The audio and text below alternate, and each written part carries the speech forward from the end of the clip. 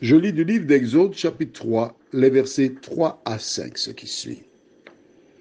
Moïse dit, je veux me détourner pour voir quelle est cette grande vision et pourquoi le buisson ne se consume point.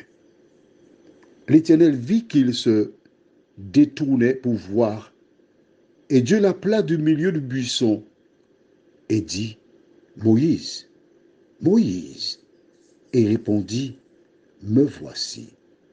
Dieu dit, n'approche pas d'ici, ôte tes souliers de tes pieds, car le lieu sur lequel tu te tiens est une terre sainte. Le thème c'est ôte tes souliers. Prions. Notre Seigneur et notre Dieu, nous n'avons pas perdu de vue l'objectif final. Nous sommes en train de découvrir comment tu es Dieu. Et tu indiques à celles et ceux qui s'approchent de toi qu'ils ont quelque chose à faire. Merci Seigneur de nous parler à travers ta parole. Nous t'en prions au nom de Jésus et pour ta gloire éternelle. Amen. Nous avons vu hier comment l'Éternel était à l'arrivée. Il était au départ et à l'arrivée. Et c'est là, dans Exode 3, qu'il s'est présenté à Moïse. Et quand le buisson dont les feuilles restaient vertes et le feu était puissant, Moïse ne comprenait pas ce qui se passait. Il se posait toute espèce de questions, mais qu'est-ce qui se passe? Pourquoi? Il ne comprenait pas. Pourquoi Dieu fit-il ce miracle? Il aurait pu permettre que les feuilles brûlent, mais non, il ne faut pas qu'elles brûlent. Il faut que ça paraisse véritablement comme quelque chose d'inexpliqué, que ce soit un miracle, pour attirer l'attention de Moïse, pour qu'il regarde, pour qu'il sache dès ce moment que je suis Dieu. Je fais toutes choses à merveille. Je suis le roi des rois, le Seigneur des seigneurs.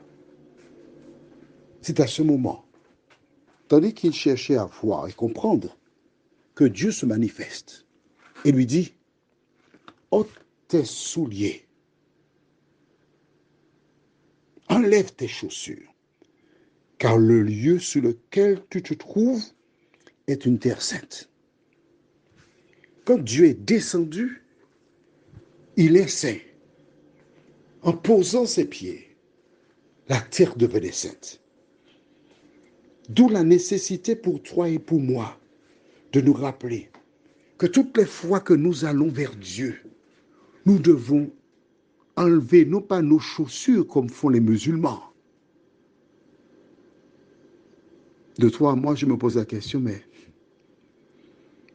si les deux fois ils ont enlevé les chaussures, est-ce que nous ne devrions pas aussi enlever nos chaussures quand nous sommes en présence de Dieu? Mais oui, je te le dis franchement, c'est marqué dans la Bible.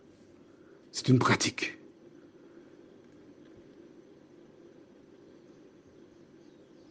Ils ont enlevé leurs chaussures parce qu'ils étaient en présence de Dieu. Qu'est-ce que Dieu nous demande lorsque nous allons vers lui? Tu es en train de réfléchir pour les chaussures? Oui, mais quand tu lis dans le Nouveau Testament, nulle part, les disciples ni Jésus ont enlevé leurs chaussures pour entrer dans la synagogue, sinon on l'aurait su. Donc, c'était quelque chose de spécial, à des occasions précises. Mais qu'est-ce que tu dois faire lorsque tu te présentes devant l'Éternel? C'est ça la question. Nous verrons, en ce qui nous concerne, à partir de demain, ce que Dieu attend de nous. Pour l'heure, prions. Notre Seigneur, notre Dieu, ce 6 octobre, je voudrais te remercier de manière particulière pour cette occasion que tu nous donnes de voir cette journée spéciale. Pour beaucoup. Merci, ô Éternel, car tu nous as parlé en ce jour, en nous rappelant que lorsque Josué s'est présenté devant toi, il n'a pas douté, il a cru. Moïse a cru, mais il avait peur. Aide-nous, Seigneur, à ne pas douter, mais à ôter nos chaussures, nous t'en prions, au nom de Jésus pour ta gloire éternelle. Amen. Je te souhaite une bonne journée.